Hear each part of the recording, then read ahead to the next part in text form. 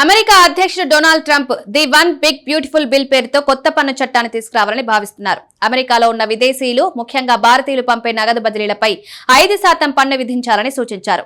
ఈ కొత్త రిమిటెన్స్ పన్ను ప్రతిపాదన ప్రస్తుతం అమెరికా ప్రతినిధుల సభలో బిల్లుగా ప్రవేశపెట్టారు. ఇది అమల్లోకి వస్తే అమెరికాలో పనిచేస్తున్న H-1B వీసాదారులు, గ్రీన్ కార్డు కలిగిన వారు, ఎన్ఆర్ఐలు తాము పంపే డబ్బుపై 5% అదనపు భారం మోపాల్సి వస్తుంది. రియల్ ఎస్టేట్, విద్య, వైద్య ఖర్చుల కోసం తమ దేశానికి డబ్బు పంపే ఎన్ఆర్ఐలపై భారీగా భారం పడనుంది. అమెరికాలో ఉన్న భారతీయులు స్వదేశంలో ఉన్న తమ వారికి $1,160 అనగా దాదాపు ₹1,00,000 పంపిస్తే అందులో 5% పన్ను చెల్లించాలి. H-1B, F-1 లేదా J-1 వీసాదారులు, గ్రీన్ కార్డుదారులు, తగిన గుర్తింపు పత్రాలు లేని వారు నగదు బదిలీలు చేస్తున్నప్పుడు ఈ పన్ను చెల్లించాల్సిందే. అమెరికా పార్లమెంట్ లో సమర్పించబోయే ఈ కొత్త బిల్లు 389 పేజీల పొడవు ఉంది. ప్రపంచ బ్యాంక్ తాజా నివేదిక ప్రకారం రెమిటెన్స్ రూపంలో అత్యధికంగా ఆదాయం పొందే దేశంగా భారత్ 2008 నుంచి మొదటి స్థానంలో కొనసాగుతుంది. ప్రస్తుత ఏడాది ప్రపంచం మొత్తం రెమిటెన్స్లలో 14% భారత్ కు వచ్చిందని అంచనా.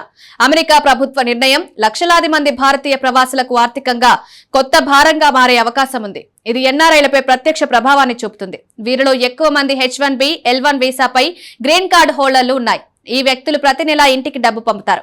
కొన్నిసార్లు వారి తల్లిదండ్రుల మందుల కోసం, వారి సోదరుల చదువు కోసం, ఎవరికైనా వివాహానికి సహాయం చేయడానికి పంపించే వాటన్నింటిపై ట్రంప్ ప్రభుత్వం పన్ను విధించబోతోంది.